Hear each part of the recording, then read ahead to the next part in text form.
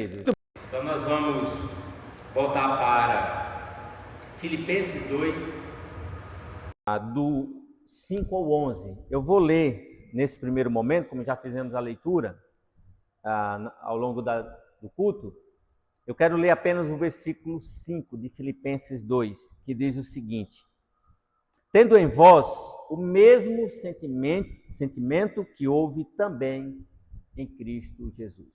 Vamos orar? Bom Deus, mais uma vez nós expressamos nossa gratidão ao Senhor. Quão bom é poder nos reunir para prestar um culto que só a Ti é devido. E nós Te louvamos porque fizemos isso nessa noite. Cantamos, oramos, contribuímos, participamos da ceia do Senhor. Enfim, estamos alegres. Agora queremos ouvir a Tua voz através da pregação da Tua palavra. Nela nós encontramos tudo que diz respeito à vida e à piedade. Ela mesma atesta isso. E nós queremos entendê-la. Então fala conosco. Usa o Teu servo como instrumento em Tuas mãos e fala, Senhor, nosso coração. Pedimos estas coisas. Em nome de Jesus. Amém. Queridos irmãos, vamos falar sobre servir como Cristo Jesus. Você sabe servir? A forma como você serve é semelhante a que Jesus serviu? Então eu queria pensar com os irmãos sobre esse tema, servir como Jesus, a partir de Filipenses 2, do 5 ao 11. Queridos irmãos, renunciar às conquistas que temos ao longo de uma vida é muito difícil para a maioria das pessoas. O ser humano tem muita dificuldade em fazer de suas conquistas seu bem maior. Se apegam tanto às coisas desta vida, aquilo que elas conquistaram, que quando exigido delas, que abandone essa confiança tola, elas têm muita dificuldade de fazer. As pessoas têm essa dificuldade. E para aqueles que já nasceram numa situação favorável, as coisas se tornam mais difíceis ainda, quando essas pessoas são chamadas a abandonar, a deixar essa confiança tola. Todos devem se lembrar, por exemplo, de um jovem rico que chegou até Jesus, perguntando ao Senhor o que deveria fazer para alcançar a vida eterna. Jesus troca algumas palavras com aquele homem e, por fim, diz àquele homem para que ele desse sua riqueza aos pobres e assim pudesse seguir a Cristo. Mas o texto diz que aquele homem retirou-se triste, porque era dono de muitas propriedades. Olha que coisa!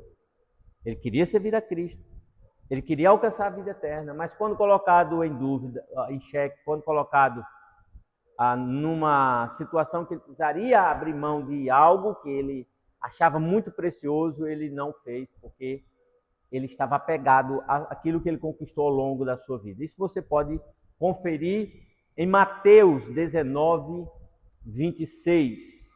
Por isso Jesus disse que aquele que se apega às riquezas deste mundo não entrará no reino dos céus. Naquele mesmo contexto, Mateus 19, 23.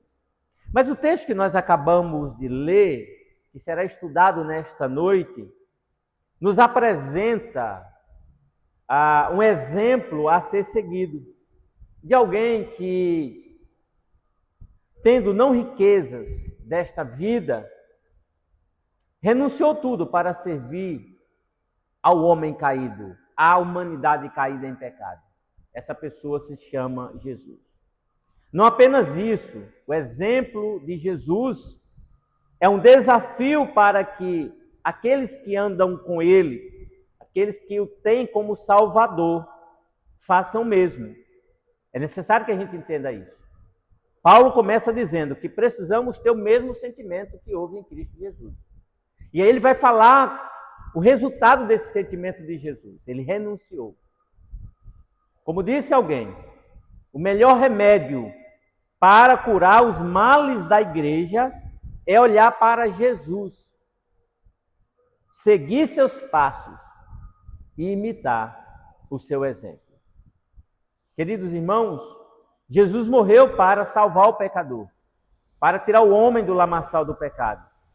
Coisa que nenhum de nós, mesmo tendo Cristo como Salvador, nenhum pode fazer, mas pode imitá-lo, pode seguir os seus passos em sua atitude de servo. Nós também podemos imitá-lo, sendo servos dele, à medida que nós nos dispomos a fazer a vontade dele.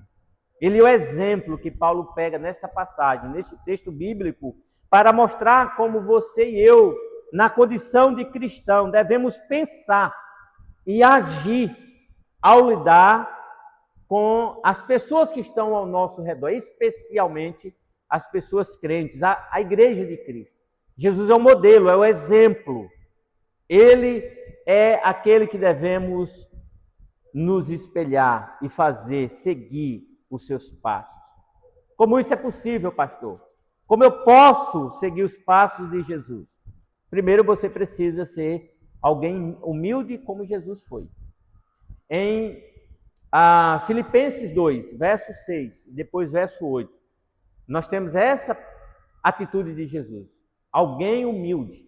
E se nós queremos seguir os seus passos, seguir nas suas pisadas, se queremos servir como ele serviu, se queremos agir como ele agiu, pensar como ele pensou, nós precisamos ser pessoas humildes. É a primeira coisa que nós precisamos para seguir os passos de Jesus e assim servi-lo, servir como ele serviu. Verso 6 de Filipenses 2 diz: pois ele, subsistindo em forma de Deus, não julgou como usurpação o ser igual a Deus. Não, ele não se deixou levar por isso. Versículo 8 diz: a si mesmo se humilhou, tornando-se obediente até a morte e morte de cruz. Então nós temos aqui uma postura humilde, daquele que é o Criador, daquele que desceu da sua glória, daquele que se encarnou, daquele de quem Paulo disse que desceu às regiões inferiores da terra para nos servir. E é a ele que nós temos que mirar. É ele que nós temos que é nele que temos que nos espelhar. Jesus sempre foi, é e sempre será o Deus eterno. O texto bíblico atesta isso. João 1, João 17,5 diz que ele sempre foi Deus. Colossenses diz que ele é Deus. O Hebreu diz que ele é Deus e será para sempre. Apocalipse 5,12, parte B. Apocalipse 5,13, parte B. Não houve tempo em que Jesus não fosse o Deus Todo-Poderoso. Contudo, motivado pela glória do Pai e disposto a morrer pelos pecadores, Jesus, em sua encarnação, assumiu a atitude de servo. Isso é humildade. Olha o versículo 7 de Filipenses 2. Antes, a si mesmo se esvaziou, assumindo a forma de servo. Foi isso que ele fez. O autor da carta aos Hebreus afirma que Jesus, em troca da alegria que lhe estava proposta, suportou a cruz. Ele se submeteu a isso, sem se importar com a vergonha. Isso é um ato de humildade. Se queremos servir como ele serviu, precisamos seguir as suas pisadas. E uma das pisadas que ele deixou para nós seguirmos é o seu ato humilde, é a sua postura humilde. A tendência humana, a minha, a sua tendência, é desejar ser servida, mesmo não sendo nada. Nós temos aí pessoas que querem igrejas para servi-las. Quando não encontram, vão atrás de outra, até encontrar. Não sei se vão encontrar. Talvez por alguns dias, depois vão se frustrar. A nossa tendência é essa, irmãos. Cristo, pelo contrário, tornou-se servo. Mesmo sendo aquele a quem todos devem servir. Ele mesmo assumiu isso, lavando os pés dos discípulos. E quando ele termina de lavar os pés aos discípulos, olha o que é que ele diz. Se eu, sendo Senhor e Mestre, lavei os pés de vocês, também vocês devem lavar os pés uns dos outros. Então ele nos chama, nos convida a mirar o seu exemplo, seguir o seu modelo. Paulo testemunha dizendo que Jesus se esvaziou assumindo a forma de servo. Como já lemos aí no versículo 7 de Filipenses capítulo 2. O que significa, pastor? Significa que mesmo sendo quem era, isto é, Deus eterno, porque o texto diz que ele subsistindo em forma de Deus. Então, mesmo sendo quem ele é, Deus, não considerou ser igual a Deus. Ele não se colocou neste lugar para se mostrar, mas ele desceu e ele assumiu um lugar que muitos não querem, o lugar de servo. E é interessante, as nossas Bíblias aparece a tradução da palavra grega como servo, mas a melhor tradução seria escravo. E quando a gente pensa em escravo, a conotação é outra. É de alguém que se sujeita a uma situação que todos os seus direitos são praticamente eliminados. E Jesus se submeteu a isso para nos servir. Olha que servo. Isso significa que Jesus não se agarrou aos privilégios de sua igualdade com Deus, antes abriu mão dela por amor aos homens, disse Hernandes Dias Lopes. Esse é o Jesus humilde. E se nós queremos servir como Jesus, precisamos seguir nas suas pisadas. Ao se tornar servo, irmãos, Jesus entrou em nossa realidade, ao ser reconhecido em figura humana. Olha que beleza. Versículo 7, parte final, parte B, diz e que ele foi reconhecido em figura humana. Ele desceu aos antros da terra, como vamos citar logo mais.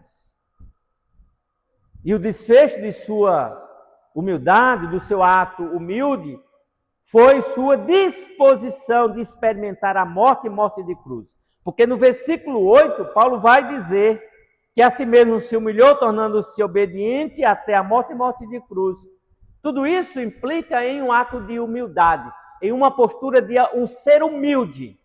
Um ser que é o que é e que ninguém é comparado a ele, mas que deixa isso de lado e assume o lugar de servo para servir, a ponto de ir à cruz. Alguém semelhante a Jesus? Não há. Alguém digno de nós imitarmos no ato de ser humilde? Não há.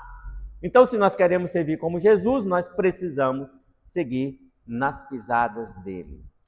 O homem geralmente até se dispõe a servir desde que não lhe custe muito. Não é verdade?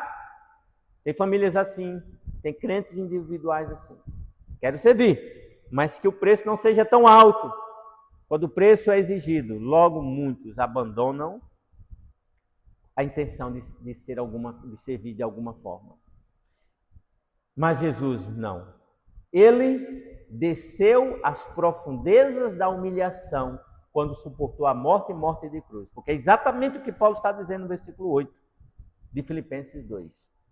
Que Jesus foi obediente até a morte e morte de cruz. Portanto, desceu às profundezas da humilhação quando suportou a morte e morte de cruz. Por isso, o apóstolo Paulo abre o assunto, chamando a atenção dos filipenses para imitar Jesus em seu pensar e agir. Quer servir como Jesus? Siga as pisadas que ele deixou. E uma delas é a humildade. A pergunta que eu faço a mim e a você é: nós estamos dispostos a imitá-lo? Ou será que a nossa disposição não é lá essas coisas? Irmãos, o Evangelho é o Evangelho da cruz. O Evangelho é o Evangelho do abrir mão, do doar-se, do dar-se, do sofrer, do participar. Há uma estimativa de que 2/5, portanto, 40% do Evangelho de Mateus, dão atenção à última semana de Jesus. Qual é a última semana de Jesus? É a semana do sofrimento. 2/5. 2/5. 40% do livro de Mateus dá atenção à última semana de Jesus, a semana do sofrimento. Ainda mais de 3/5, portanto 60% de Marcos, 1/3 de Lucas, 30%, e metade de João dão a mesma ênfase à última semana, a semana do sofrimento, em que ele se submete de forma humilde ao projeto que o Pai lhe deu para cumprir. E ele deve ser o nosso modelo. A ele nós devemos mirar na nossa forma de servir ao corpo de Cristo. Por esta razão, Jesus disse aos discípulos em Lucas 9:23: se alguém quer vir após mim, negue a si mesmo dia a dia, negue a si mesmo, dia a dia, tome a sua cruz e siga-me. De que forma, irmãos? Nas pisadas dele, fazendo aquilo que ele fez, imitando o que ele fez, seguindo-o como exemplo. É isso que precisamos fazer. Então aqui está a primeira exigência de como você pode servir como Cristo, e como você deve pensar e agir como Cristo. Você precisa ser uma pessoa humilde, precisa encarnar em você o ato de humildade. Você não precisa ser prepotente, nem eu. Não precisa se achar tão bom que não deve, que não possa fazer coisas que parece que são coisas para gente muito baixa. Não. Jesus assumiu o lugar de um escravo para nos servir. Segunda exigência, se queremos servir como Jesus, é que nós precisamos nos sacrificar, ou seja, exige sacrifício. Jesus se sacrificou. E aí, queridos irmãos, no versículo 6 e 7, nós temos mais uma vez aí essa descrição. Pois ele, subsistindo em forma de Deus, não julgou como usurpação ser igual a Deus. Antes, a si mesmo se esvaziou, assumindo a forma de servo, tornando-se em semelhança de homens e reconhecido em figura humana. Aqui nós temos um ato sacrificial. Ele se doou, ele deu de si. Já exploramos bastante essa questão. Basta entendermos que Jesus não serviu apenas de palavras. A sua vida foi entregue em favor do pecador. E isso é a maior expressão de sacrifício. Ele se sacrificou. Como já dito, ele é Deus, ele não precisava morrer, sofrer por gente que não merece, mas ainda assim ele decidiu se sacrificar. Ele resolveu abrir mão para nos salvar. Seu ato sacrificial começou quando ele, sendo Deus, assumiu a natureza humana. Hebreus 2:9 diz que por um pouco foi feito menor que os anjos, porque ele se encarnou, Deus eterno assumiu a nossa condição. E foi feito um pouco menor que os anjos. Os anjos nessa condição um pouquinho acima dele, mas ele se submeteu. Ele nasceu e viveu como qualquer outra criança, porque ele se encarnou. Isso é sacrifício. Paulo o descreve como alguém que desceu até as regiões inferiores da terra. Efésios 4:9. Isso para falar da sua encarnação. Com essa disposição, o Senhor Jesus ficou reconhecido em figura humana, conforme Paulo atesta aqui em Filipenses 2, versículo 7, parte B. Reconhecido em figura humana, isso é sacrifício. O que isso significa? Significa que a palavra figura indica que Jesus não é uma simples aparência, como alguns já defenderam, mas que ele suportou tudo o que nós suportamos neste mundo. Isso é sacrifício. Exemplo da tentação, do sofrimento e outras coisas mais. Ele se submeteu a isso. Ele se sacrificou. Perceba também que a encarnação de Jesus o tornou homem permanentemente. Se nós pensarmos que Jesus vai voltar no seu corpo que ele recebeu quando nasceu, a diferença é que ele é que esse corpo ele é um corpo glorificado. Isso nos chama a atenção para o fato de que ele continuará sendo o homem que ele foi aqui nessa terra, só com um corpo glorificado. Isso é sacrifício, né? Nesse ato, Jesus não fingiu que era um servo, nem fez o papel de um servo, como se fosse um ator. Ele se tornou verdadeiramente um servo. Isso é sacrifício. E somado ao ato de humildade. Tudo isso ele fez, mesmo sendo desprezado e o mais rejeitado entre os homens, conforme atesta Isaías no capítulo do seu livro, 53, verso 3. Esse exemplo de servo que Paulo desafia a igreja de Filipos a imitar, no lidar com o corpo de Cristo, no servir a igreja do Senhor. Queridos, tudo que Deus fez e faz pelo seu povo e nos desafia a fazer o mesmo, exige sacrifício. Amais exige sacrifício. Perdoar exige sacrifício. Servir exige sacrifício. Ninguém serve sem sacrifício. Você que é marido não serve sua esposa sem sacrifício. Você que é pai não serve aos seus filhos sem sacrifício. Você que, de alguma forma, presta algum serviço na igreja, seja ele de que natureza for, não faz isso sem sacrifício. Eu cheguei de viagem e cheguei aqui ao prédio da igreja na sexta-feira e vi que o estacionamento da igreja está bem limpinho, deixei cheio de mato. A lateral ali também estava cheio de mato. Cheguei, está tudo limpinho. Alguém da igreja fez isso. Exigiu dessa pessoa sacrifício. Ela abriu mão do seu descanso para estar aqui, para deixar esse lugar limpo para o nosso uso. Olha que bênção. E assim é a vida. De uma forma geral, nós precisamos entender que a vida é sacrifício. Então, se nós queremos servir como Jesus, precisamos também abrir mão e nos sacrificar. Investir para a manutenção da igreja, investir para a preservação desse prédio, cada vez mais bonito, exige sacrifício. Nos dispor para montar ministérios de evangelização, de missões e tantos outros ministérios, exige sacrifício. Vamos ter que dar do nosso tempo. Chegar no culto, no horário, abrir mão de alguma vantagem, exige sacrifício. Tudo exige sacrifício. E é assim que a gente vai servir a Cristo, nos sacrificando. Tudo na vida cristã exige sacrifício da nossa parte, sem exceção da nossa salvação, porque esta foi alcançada pelo sacrifício de Cristo Jesus, nosso Redentor. Somente Ele fez esse sacrifício. Então, meus irmãos, a segunda exigência para pensar e agir como Cristo, para servir como Cristo, é sacrifício. Primeiro, humildade. Segundo, sacrifício. Por último, exige escolha. Irmãos, precisamos decidir. Ou escolhemos uma coisa ou escolhemos outra.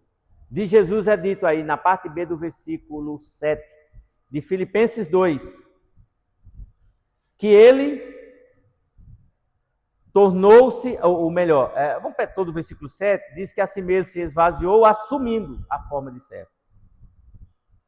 Isso aqui é uma atitude ativa. Ele agiu no ato de fazer isso. No final do versículo 7 diz que ele tornou-se semelhante, tornando-se em semelhança de homem e reconhecido em figura humana. No versículo 8 diz, a si mesmo se humilhou. Isso é escolha. E aí, no versículo 9 em diante, tem outras questões que a gente vai abordar aqui, que é, digamos, o prêmio de consolação, se podemos chamar. Pelo fato de ele ter se humilhado, ter se sacrificado e escolhido passar por isso. Então, servir como Jesus exige escolha. Todos os dias temos que escolher entre agradar a nós mesmos e agradar a Deus. Não há meio termo. Jesus não viveu sua vida em função do aqui e agora, como nós queremos viver. Não. Sua vida, irmãos, toda foi pautada pela eternidade, por aquilo que ele recebeu lá e desceu para realizar. Quando os discípulos o desafiaram a comer, quando ali estava evangelizando a mulher samaritana, registrado em João capítulo 4, diz que Jesus respondeu aos discípulos: tenho para comer uma comida que vocês não conhecem. Que comida é essa, pastor? Ele mesmo responde. No versículo 34 de João 4, Jesus diz que a minha comida consiste em fazer a vontade daquele que me enviou para realizar a sua obra. Essa era a comida dele. Ele escolheu fazer isso. Na vida temos que escolher entre servir a Cristo, entre servir ao Deus triuno ou servir a nós mesmos. Como já citei, o autor da carta aos Hebreus disse que Jesus, em troca da alegria que lhe estava proposta, suportou a cruz, sem se importar com a vergonha. E agora está sentado à destra do trono de Deus. E essa é uma escolha que temos que fazer. Jesus escolheu, também temos que escolher, se queremos servir como ele serviu. Voltando ao texto, perceba que Paulo mostra que a escolha de Jesus valeu a pena. Como assim, pastor? Olha o versículo 9 em diante, do versículo 9 em diante. Pelo que também Deus o exaltou sobremaneira e lhe deu o nome que está acima de todo nome, para que o nome de Jesus se dobre todo o joelho nos céus, na terra e debaixo da terra, até aqueles que estão enterrados. Um dia vão ser trazidos à vida, como nós estudamos pela manhã, mesmo aqueles incrédulos vão se dobrar diante de Jesus e vão professá-lo como Senhor. Vão reconhecer que Ele é Senhor. Não serão salvos se morrerem ímpios, mas vão reconhecer que Ele é o Senhor. Essa é a promessa. E o texto termina dizendo que Ele fará isso para a glória de Deus. O Jesus que assumiu a nossa humanidade e sofreu a ponto de morrer por pessoas que não merecem, foi exaltado às alturas, ao lugar mais alto que alguém poderia alcançar. Um dia, aqueles que o humilharam prostrar-se-ão aos seus pés. Versículo 10 está aí para mostrar. E aí é importante dizer que os humildes hoje serão salvos, os arrogantes condenados no dia do juízo final. Porque todos um dia vão reconhecer. Então, esse é o prêmio que Jesus recebeu pela sua disposição em ser humilde, em se sacrificar e escolher fazer a coisa certa. Qual foi o propósito supremo da exaltação de Cristo? A resposta está no versículo 11, parte B, que diz que foi para a glória de Deus. Antes da sua partida, antes da sua morte, ele orou o seguinte: Pai, é chegada a hora, glorifica o teu filho, para que o filho glorifique a ti. Olha que Deus bendito. Olha que decisão, que escolha maravilhosa. Glorifica o teu filho, para que o teu filho glorifique a ti. Escolher, irmãos, a vontade de Deus é sempre a melhor escolha. Queremos servir a Cristo? Queremos servir como Cristo? Precisamos ser humildes, precisamos nos sacrificar, precisamos escolher. Não é algo que a gente faz sem escolha.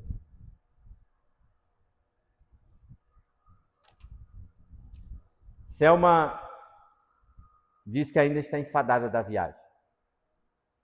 E eu sinto isso. Eu não costumo dormir mais do que 10 minutos depois do almoço, mas hoje eu resolvi, depois do almoço em família, tá ali, todo mundo lá em casa, cada um estenderam o colchão e todo mundo dormiu lá, e eu deitei um pouquinho no sofá para acordar logo, mas o sono me pegou, e eu querendo abrir os olhos, e os olhos querendo né, fechar, mas teve uma hora que eu tive que decidir abrir os olhos, levantar para tomar banho, me arrumar e me dirigir à igreja do Senhor reunida. É uma escolha. Todos os irmãos fizeram isso. Temos aqui um pai que pegou 2 crianças, colocou no colo e se dirigiu à igreja de Cristo. E assim foi com cada um de nós. Isso é escolha. Então, dessas 3 exigências para servir como Cristo, ou seja, exigência que é a humildade, sacrifício e escolha. O que é que nós podemos aprender? Queria trazer aí 3 lições. Primeiro, a igreja, que sou eu e você, é a única instituição na sociedade que pode mostrar ao mundo o que significa viver em prol um do outro. Só eu e você. O mundo não pode, irmãos, mostrar. Nós temos pessoas que se juntam em prol de um bem maior, como ajudar uma pessoa necessitada, mas viver de fato em prol um do outro, só a igreja de Cristo, verdadeiramente.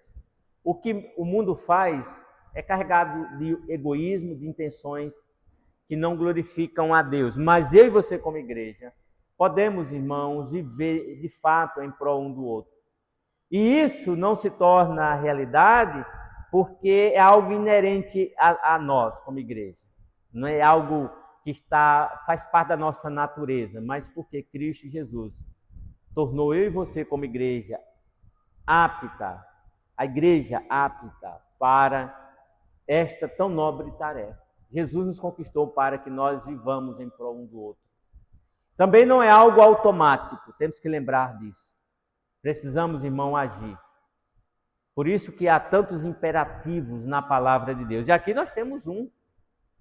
Quando Paulo diz, tende em vós o mesmo sentimento que houve em Cristo Jesus. Isso é imperativo, isso é um desafio. Porque não é algo automático. Não é.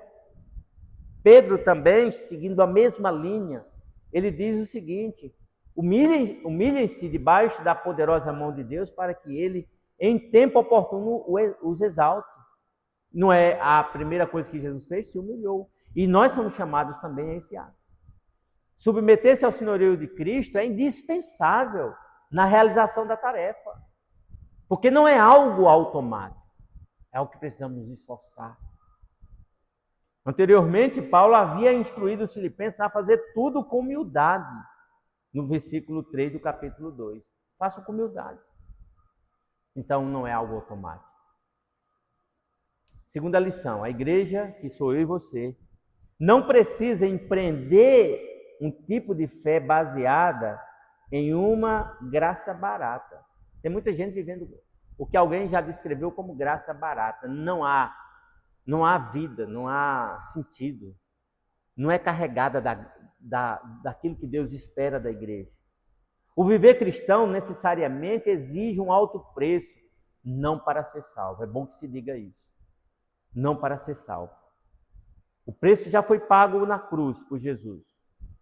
Mas existe um preço chamado discipulado. E o discipulado, ele é diário. Eu estou discipulando o Diego por um tempo, mas o discipulado de Diego é um discipulado que persistirá por toda a eternidade. E eu e você continuamos no processo de discipulado. Este é o preço do discipulado. Nascemos com couro fino e é necessário que ele engrosse. E são as circunstâncias da vida que vão nos ajudar a ter a pele grossa, o couro grosso, para a glória de Deus. E essa realidade é tão somente por meio das perdas, muitas vezes. Deus tira de nós coisas às quais nós nos apegamos para o nosso bem. Humanamente falando, nem sempre essa exigência é fácil, irmão. Às vezes dói, às vezes é pesado demais, mas não podemos perder de vista que Jesus tornou-se como o nosso exemplo. Ele é o modelo, é nele que nós temos que colocar os nossos olhos. Se não podemos ser o sacrifício que ele foi para redimir o pecador, podemos nos revestir do Espírito com o qual Ele se ofereceu pelos seus. Ah, isso nós podemos fazer. Nós podemos assumir a mesma postura. Podemos revestir desse mesmo espírito, dessa mesma disposição, desse mesmo compromisso.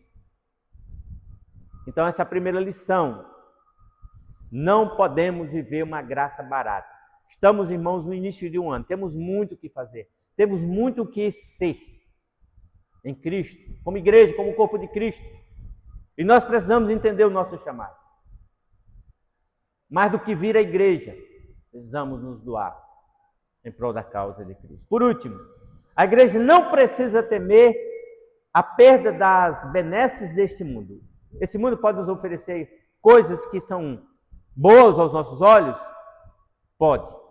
A gente pode conquistar. Mas, irmãos, é bom que se diga que não precisamos temer alguma dessas perdas. Ah, mas eu vou perder tal coisa. Não se preocupe com isso, não.